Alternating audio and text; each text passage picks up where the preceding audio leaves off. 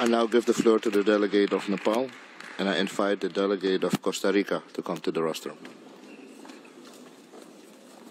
Namaskar.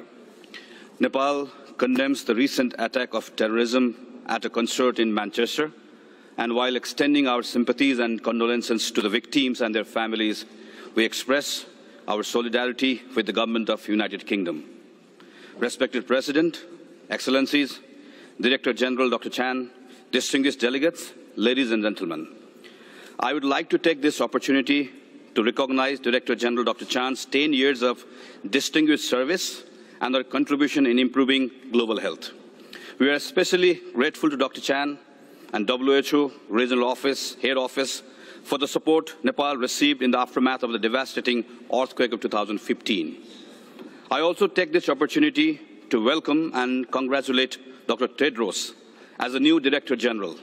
I am confident that the vision Dr. Tedros carries for the WHO will greatly benefit the humanity. I wish him all the success for his tenure. Respected President, confronted with the emergence and re-emergence of many diseases and health challenges in our time, we have taken meaningful initiatives in international health partnerships and charting the course of global health diplomacy. No longer is health an issue of a single nation state. No longer is health confined to delivering healthcare only.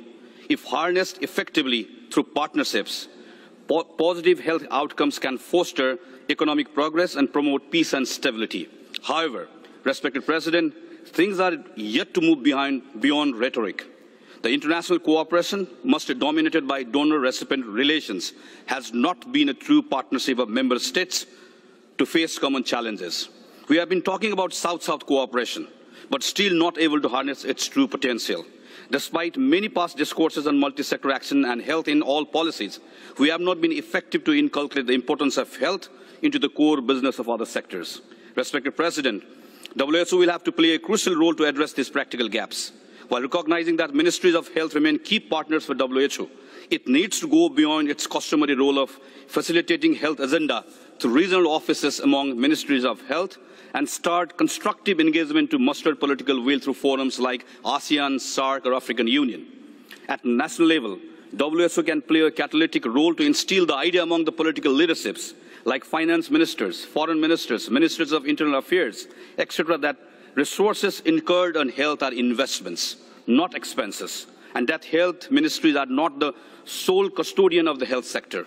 Respected President, in Nepal, 67% of out-of-the-pocket spending on health is for drugs and medical commodities. I believe many other countries also confront similar high costs in drugs and medical commodities. This problem keeps straining our health systems and remains a major hindrance in our path towards universal health coverage. However, we have not done much to alleviate the cost of drugs. For developing countries, the disparity between the rich and the poor to cope with the burden of non-communicable diseases is now breeding new forms of health inequities. It is therefore obligatory for us to strengthen primary health care by striking a right balance between investing in community-based approaches and facility-based care, and ensuring linkages between communities and health institutions.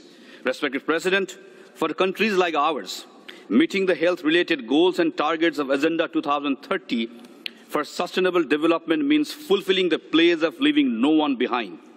Together, we must break down the barriers that prevent millions around the world to have equitable access to quality health care. For this, we must challenge our conventional thinking and customary ways of doing business. We must explore new avenues of partnerships.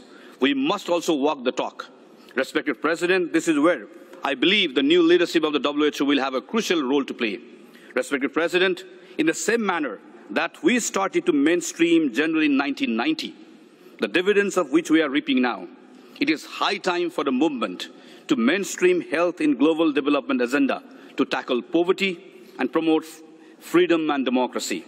To conclude, let me quote the words of Henry Frederick Amiel, a 19th century Swiss philosopher and a native of this city. In health, there is freedom. Health is first of all liberties. Thank you very much. Namaste. Thank you very much.